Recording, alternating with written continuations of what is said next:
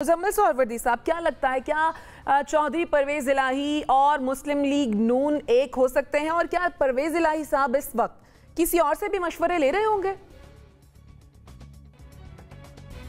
देखिए, पहली बात तो थोड़ा सा चूँकि नसीम सिद्दीकी साहब स्पिन करते हैं चीज़ों को।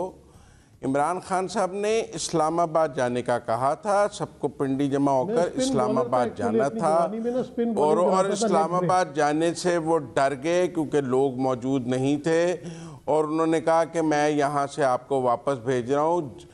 उसी जलसे में जो फवाद चौधरी साहब की तकरीर थी, उन्होंने कहा था हम पिंडी बैठने नहीं आए, हमने आगे जाना है।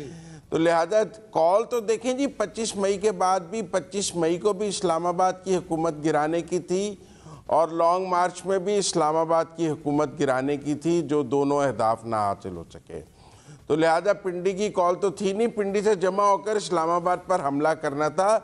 बेचारे SHO फैज़ाबाद ने उन्हें फैज़ाबाद पर तो स्टेज लगाने नहीं दिया, तो आगे उन्होंने इस्लामाबाद क्या जाना था, अपनी हुकूमत में वो फैज़ाबाद पर स्टेज नहीं लगा सके।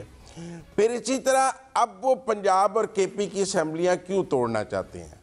वो तोड़ना चाहते हैं चूँकि उनका ख्याल है कि अगर मैं 2 सूबों की असम्बलियाँ तोड़ दूँगा तो मरकज़ की जो हुकूमत है वो मुल्क में आम इंतखाबात कराने पर मजबूर हो जाएगी।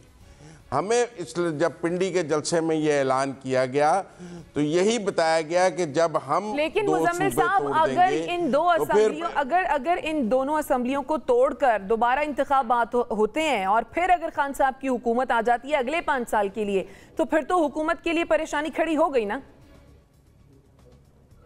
चलें, वो अगर ये जुआ खेलने के लिए तैयार हैं, लेकिन उनके इस ऐलान के बाद जो उन्होंने 26 तारीख को ऐलान किया था और मैं और आप 1 दिसंबर को 5 दिन बाद भी बात कर रहे हैं, तो वफाकी हुकूमत उनसे इस बात पर मुज़ाकरात करने के लिए तैयार नहीं है कि वो दोनों सूबों की असम्बलियाँ ना तोड़ें, हम कोई 1 दिन पहले इंतखाब करा देते हैं। लिहाजा ये जो चाल है ये कोई कामयाब तो ना हुई, क्योंकि इसके नतीजे में अगर मरकज़ी हुकूमत इलेक्शन नहीं कराती है मरकज़ के और 2 सूबों के ही होते हैं तो इमरान खान को उसका कोई पॉलिटिकल बेनिफिट तो ना हुआ।